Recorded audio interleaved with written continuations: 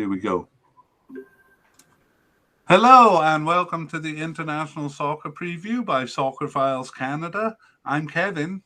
And I'm Connor. And here we will be previewing all 8 teams in separate podcasts, 2 for each team actually, for the CONCACAF World Cup qualifying final round. This first will focus on the team, its history, and prospects, with a bit of an emphasis on qualifying history. And then in a separate podcast, we will look at the players, which we've organized position by position, although somewhat artificially, and we'll look at the main candidates for each position. All right, and we are considering an update podcast around Christmas time, so keep an eye out for that. And meanwhile, we'll jump into the look at El Salvador. So we're going to overview the country, the intro of the country, its geography, population. Then the main part of the podcast, which is the history of the El Salvadorian team. So we'll take a look at the World Cup history with emphasis on their qualifying history this time, since we're talking about World Cup qualifying. And as always, more of an emphasis on the recent than the past. We'll take a look at the 2022 World Cup qualifying so far and a quick look at some of their key players and then their prospects, how they are expected to fare in this 8-team group. So can you tell us a little bit about El Salvador? Sure. So El Salvador is one of the smallest countries in Central America, and they're the second smallest of the 8 teams in the group, just ahead of Jamaica. Though they have a population of 6.8 million people, which is 5th out of the 8 teams. And in terms of the 7 small Central American countries, they're kind of middle of the pack. So relatively a large population considering their small size. All right, thanks for that. And before we get into the team history, do we have any nicknames for El Salvador? Yeah, so they're known as La Selecta, which I think is kind of there's variations on that throughout the region, or also the Cuscatlecos. I probably did not say that right. In fact, I know I didn't. Cuscatlecos. So we'll leave it there so I don't have to say it any more times. Okay, maybe we can find an El Salvadorian who can teach us how to say it. Let's get into the history of the team, beginning with a tournament, an overview of their participation in tournaments and their major achievements. So they're a much older team than many people will think, first entering the World Cup in 1938. Wow. But like many teams in the Americas, they withdrew when the Cup was held in Europe for a second straight time, rather than the World Cup alternating between Europe and South America as promised. They were also reportedly invited to the 1950 World Cup, but withdrew. So they didn't actually enter until 1970, but then they participated consistently after that. Not so in regional competition. They were there from the first edition in 1963. They actually hosted it. Participation was patchy, though. They didn't enter the third edition in 1967. They were disqualified in 1969 and withdrew in 1971. However, I guess it is like the World Cup from 1970. They've been consistent since 1971 here. And finally, their local tournament for the Gold Cup qualification was the UNCAF Nations Cup, later called the Copa Centroamericana. That is a kind of a competition for Central American teams, and they entered every version from 1991 to 2017 when it ended. And finally, they were eligible for the 2016 the 2016 Copa America Centenario, but they failed to qualify for that one. So they've never been involved in that. So their best achievements are reaching the World Cup at the first time of trying in 1970 and then again in 1982. They also finished second in regional tournaments. in 1963 and 1981. Second is the best that they did. And then, strangely, in the Central American tournament, they finished third 6 times, but never any better than that, even though it's a smaller tournament. Right. So El Salvador has qualified for 2 World Cups, as you mentioned, in 1970 and 1982. While this is by far their best achievement, these qualifications are perhaps not as impressive as they seem, which you will get into. They did do well at regional levels to get there, but their poor showings, humiliating in fact, kind of barely made the trip worth it. Right. So we'll take a look at their qualifying. After withdrawing in 1938 and 1950, they stayed out of the World Cup until 1970. And then in 1970, after winning the first of 3 rounds over Netherlands Antilles and Dutch Guiana, they exchanged home wins with Honduras. Goal factor wasn't a deciding factor, and actually they won this round on and the next on goal difference. But at this time, they simply replayed the game when the teams were tied on points. So after home wins with Honduras, they had to play a third game, and El Salvador won that 3-2 in extra time. I don't know if you've heard about the football war that shows up in some trivia books, Connor. I have, though I don't know much about it. Yeah, well, they kind of say that there was a war that started because of a soccer game. It's a bit more complicated than that. It was in 1970, and it is true that the game kind of sparked tensions between the two countries. But really, the real issues were about land reform and El Salvadorian immigration to Honduras.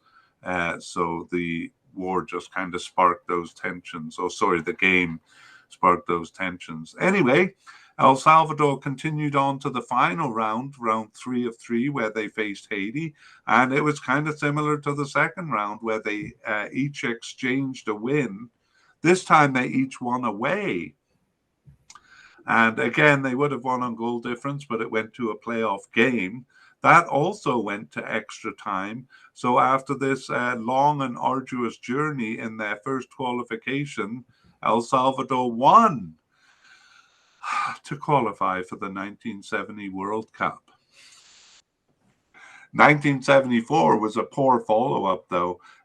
2 losses to Guatemala, and they were out. In 1978, they passed a difficult first round ahead of Costa Rica, but they finished 3rd of 6 in the final round, behind Mexico and Haiti, Haiti being a strong team at that time. But 1982 saw their second successful qualification. It started with a second-place finish in the Central American zone, and then a second-place finish in the whole region, finishing ahead of Mexico and Canada. But in both rounds, Honduras had finished ahead of them, but it turned out second place was enough to advance in both cases. But as we saw in the 1970 and 1982 World Cups, they didn't do well in the Cups.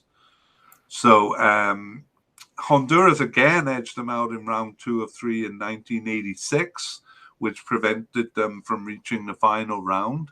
But they did make the final round for the next 3 editions, which basically put them among the top 5 teams in the region during the 1990s. But they did finish in the lower half of the table in those cases. In fact, 1990 was just a mess. It's a bit of a comical story, or maybe a sad story that I won't get into, but most teams had finished 3 or 4 games before they even played one. They ended up playing home games in Honduras. One game was abandoned, and then they just didn't bother finishing the last 2 games. It was a mess. After 1998, they reached the final round only once in 2010, where they beat Mexico and tied USA at home, but lost all 5 games on the road. So generally, they finished 3rd in the semi-final round, didn't make it to the final round. it was Honduras and Jamaica knocking them out in 2002, USA and Panama in 2006. We've talked about the final round, which they reached in 2010. But let's see how they've done since then, a bit more close up. So yeah, in the 2014 World Cup, they got a bye to round 2, which put them in a 4-team group stage. They won all 6 games there over relatively weak opposition, Dominican Republic, Suriname, and Cayman Islands. Round 3, the semifinal round, started well with a draw in Costa Rica, but the group, which also included Mexico, proved too difficult after that. A scandal after the Cup actually saw most of their team receive lifetime bans for match fixing, which included games in the 3rd round here against Mexico and Costa Rica. Wow. All right, moving on to 2018. They received a bye in the 1st round and then beat first St. Kitts and Nevis and then Curacao in 2-legged playoffs. Next was a group stage involving Mexico, Honduras, and Canada, with them needing to finish in the top 2 to advance to the Hex.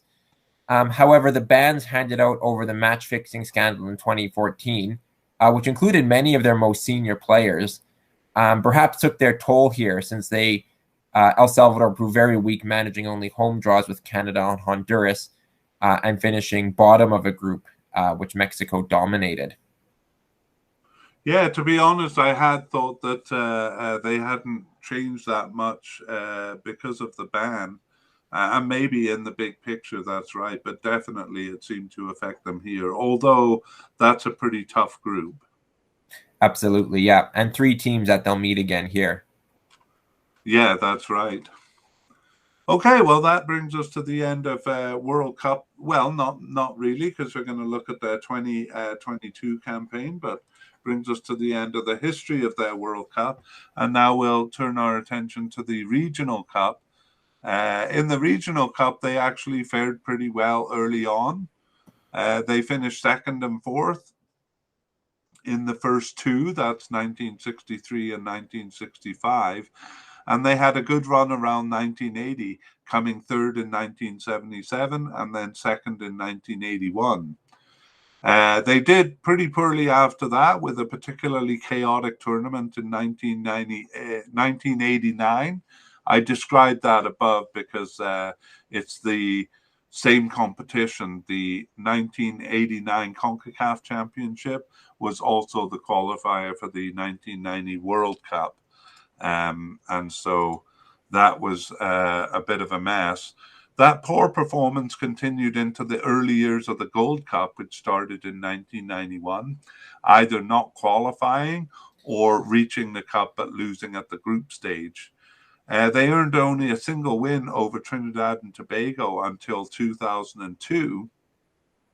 And 2002 and 2003 saw them pass the group stage, though they were both based on single wins in a 3-team group where the top 2 passed. They lost heavily in the quarterfinals to USA and Costa Rica, respectively, there. And 2005 marks the last edition where they failed to qualify. But from that time, they've either fallen at the group stage or at the quarterfinal stage. We'll see if that's true in their last 2 tournaments by taking a closer look at them. Yeah, starting with 2019. Qualification saw them play 4 games with the top 10 teams in kind of a super table of 34 teams advance. A narrow win requiring an injury time goal over a surprisingly strong Montserrat was followed by a home win to Barbados. The 3rd game saw them lose to Bermuda, who qualified, but a win in their final qualifier over Jamaica saw them finish last among the qualifying teams, but nevertheless they made it to the Cup. Once there, they won their first game against Curacao and tied Jamaica, so seemed on course for advancing from the group. However, a heavy loss to Honduras, combined with Curacao tying Jamaica, that left them in 3rd place in the group stage on goal difference behind Curacao. Right. How about the recent Cup in 2021? El Salvador qualified for that cup by winning their League B Nations League group, where they won 5 of 6 games. In the group stage of the tournament, they comfortably beat Guatemala and Trinidad and Tobago, so they were already through when they faced Mexico in their final game. They lost there on a single goal in an exciting game where they almost earned a draw. In the quarterfinal, they went down 3-0 to Qatar, and all looked lost until their stand-in forward, Joaquin Rivas, who replaced their ill regular striker, David Rugemas. Rivas scored 2 quick goals, making an exciting finish, although they did fall short of equalizing. Yeah, that's right. I remember the game against Mexico, especially. They were really good in the second half and really deserved a draw there. We're going to just whip back to the local tournament, which is becoming a bit irrelevant now that it's been replaced, but we'll see how they did among the teams in the Central American region. They almost invariably finished 3rd or 4th, though 2003 was their last 3rd place finish before 2013. So they also finished 3rd in 2017, actually, which was the last edition. So some below par performances here, but generally 3rd or 4th place in the region, which seems to be the case now. This competition has been replaced by the CONCACAF Nations League. It was the qualifier for the Gold Cup, but it's defunct now. And their local rankings place them in League B, which Connor just showed us they comfortably won in 2019. So I think they're going to be in League A now. Is that right, Connor? Pardon me. Yes, they'll be in League A, where the top teams in the region compete. That's right, and that's probably where they belong. In summary, then, El Salvador generally does well to make it to the final round of World Cup qualifying, but in recent years they've fallen in the semi-final round. The fact that they're in the final round here in 2022 is partly because it was expanded from 6 to 8 teams, and they were always on the edge, so no surprise that they're one of the top 8 teams. However, they do seem pretty far from reaching the cup. In gold play, they often pass the group stage, but the quarterfinal seems to be a bit of a ceiling for them. And the Central American zone showed them to be 3rd or 4th strongest in that area. So the overriding theme, I feel, is that they don't change that much. They did kind of drop a little bit after the match bans handed out in 2013. But overall, it doesn't seem to have affected them much. They kind of stay at the same middling level. Let's take a look now at the World Cup 2022 qualifying to this point. And Connor, take it away. All right. So they entered in the first round of qualifying, which saw them placed in a 5-team group.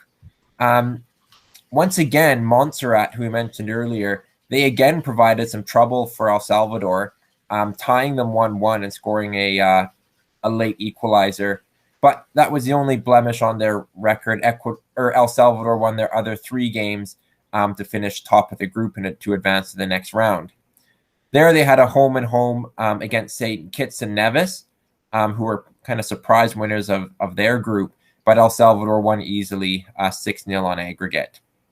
That's right. Montserrat's a bit of an interesting story, and they seem to plague El Salvador. They have a striker from England, I think the championship, named Lyle Taylor, is it? Or Kyle Taylor? Do you know anything? Lyle Taylor with currently Nottingham Forest.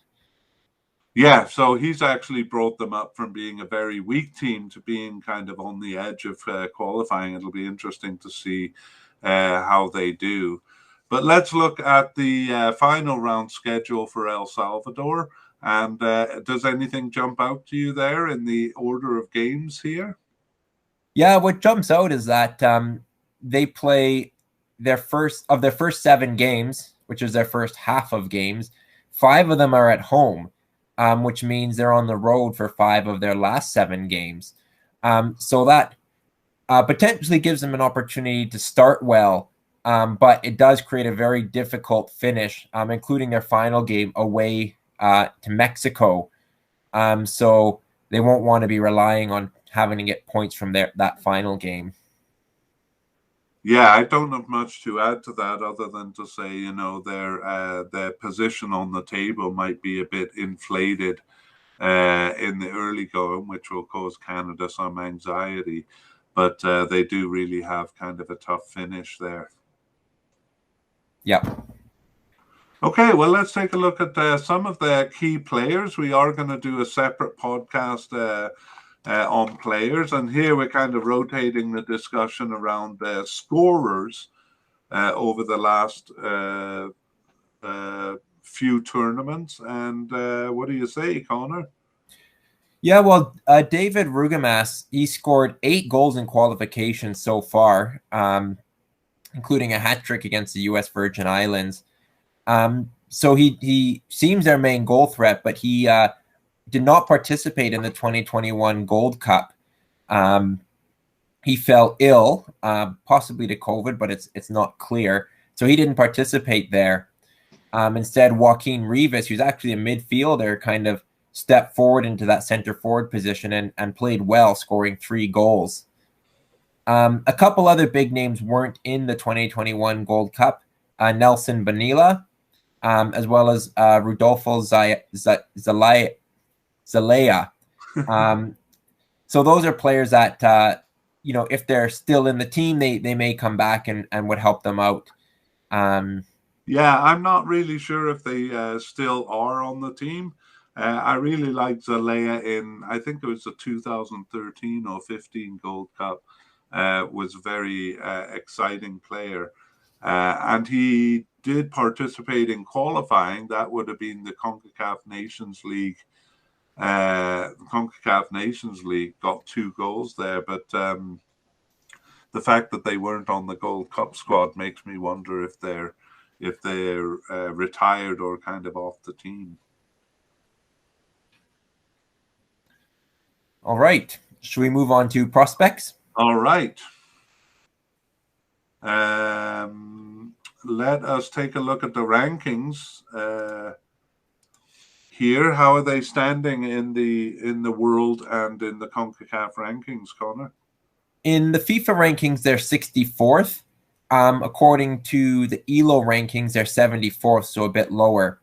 It means, according to FIFA, they rank as a 7th strongest team in the region, and according to ELO, they're the 8th. And I think that's where we generally see them. They're just outside that traditional top 6, which was the Hex. So now that it's expanded to 8 teams, they've qualified, but that 7th, 8th position, and again, kind of making the last 8 of the Gold Cup, seems to kind of accurately reflect their strength. Yeah, it would kind of suggest that they're going to be at the bottom of this group.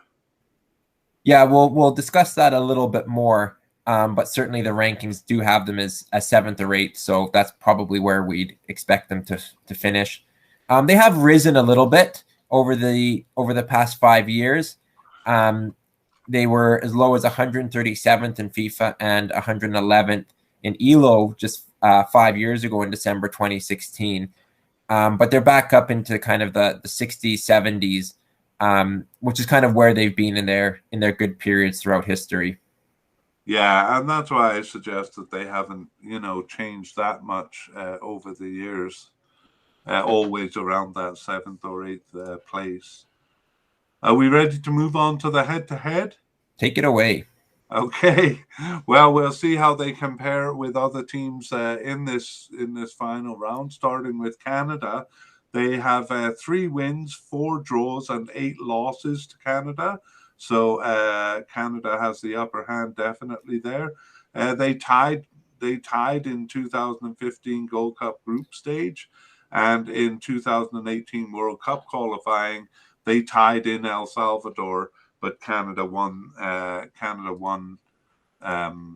other games. So even in recent times, Canada has a bit of an edge there. A long history with Costa Rica, since they play them in the Copa Central America tournament. So it is 7 wins, 9 draws, and 17 losses.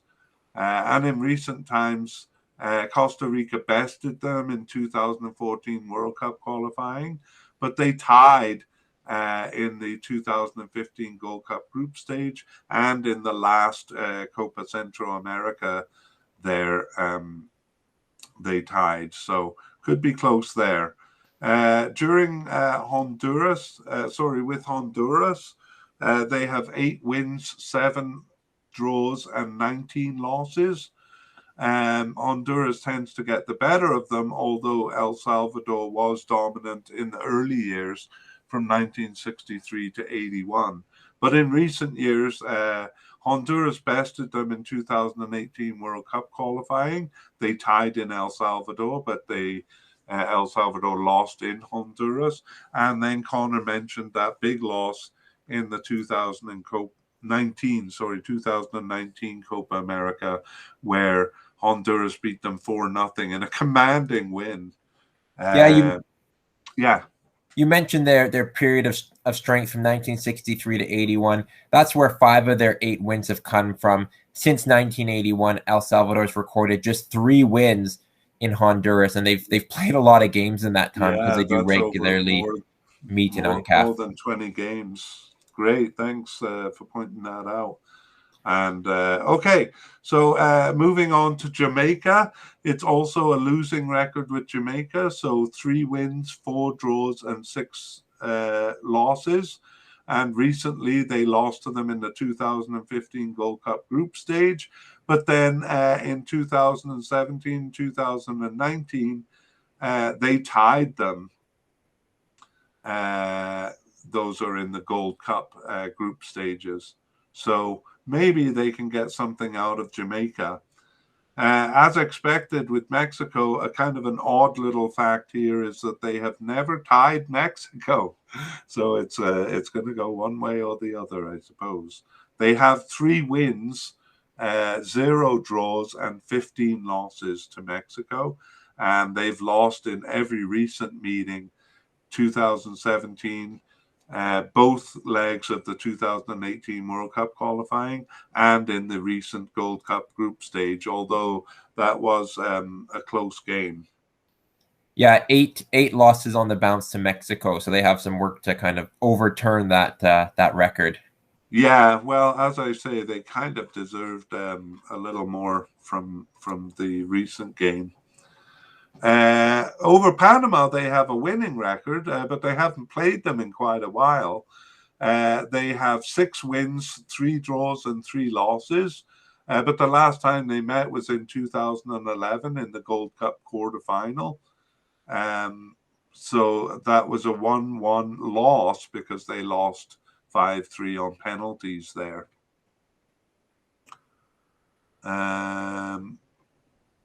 Sorry, I'm just surprised they haven't met since then. They probably have met in the Copa Central America, but I didn't have that in the record here. Finally, their record against the USA, they have never beaten the USA. They've tied them 3 times and they have 11 losses. And their 2 most recent meetings are in the 2013 Gold Cup quarterfinal and the quarterfinal of the 2017 Gold Cup. They lost 5-1 in 2013 and then 2-0 in 2017. So they probably won't be expected to get anything out of the USA. Anything to add there, Connor? No, that's a good overview of their head-to-head. So, yeah, in summary, losing records against all teams but Panama. Yes, certainly struggle against the USA and Mexico, the top teams in the region. Great. I'm glad for that little summary at the end there because that was a lot of information. We don't actually have any information on the odds from the bet makers, which is usually another good way to kind of sense how the general opinion of them is. But we've got a lot of information here, so let's try to put it all together. What do you think for El Salvador here, Connor? Well, I think the head-to-head records, the FIFA rankings, and as well as their recent history in tournaments all point to the same direction, which is they're kind of just on the edge of the better teams in the region, kind of 7th to 8th overall, and I would expect them to finish about that here. Had it just been the Hex, had it just been 6 teams, it's likely or plausible that they wouldn't have qualified. So they are in, perhaps by dint of the expanded format. They're capable of getting points off most teams, perhaps especially at home, but I do see them as one of the weakest teams. Perhaps Panama, who we've mentioned, and I would probably see a bottom 2 finish most likely, though certainly capable of picking up points. Yeah, my general impression, or I called it my thesis with El Salvador, is that they really don't change that much. So unlike other teams, they don't really have periods where they put a good foot forward or have periods where they are particularly weak. So I think they will end up around 7th or 8th here. I think one danger is that other teams might take them too lightly and, think that these are the easy pickings of the group, but certainly not. I don't think that they are an easy team in the group. How about you? Yeah, I think they'll be competitive in most of their games. I see a win or 2 possible from some of the weaker teams, but they could play spoiler in this group, especially with the especially with the draw. So I think teams like Canada, Honduras, Costa Rica will really need to be wary of them. And for those teams, it could be how they perform against the weakest teams in the group that could ultimately determine their rankings. If somebody, for example, slips up. Yeah, I mean, we saw in the with the home games at the beginning that they may get off to a good start here, but a lot of times teams like this play an important role, even if they're not kind of in the top of the table themselves. It's where teams like Mexico and USA may drop points to them that can dictate the outcome of the group at the top. So I see them as being a bit of a danger to the other teams who are trying to do well. But give it to me straight, Connor. You've said that they're going to finish near the bottom of the table, but I want to know how many points you see El Salvador getting. I do see them playing the spoiler role. I am going to pick them to finish last in the group. And I'm going to give them 5 points. I think they're capable of a win and maybe a couple draws, but the loss column will probably add up and could get double digits from their 14 games. All right. Well, it's not that I disagree with you there. I'm going to pick them as second last in the group, getting 7 points. Not necessarily because they'll do better than what you're suggesting, but I just think this will be a very tight round of qualifications. So I think even the bottom teams will get quite a few points here. All right.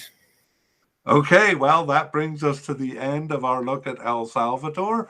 And stay tuned. We will be looking at their players and also we'll be looking at the other teams in this group. Thanks for joining me, Connor.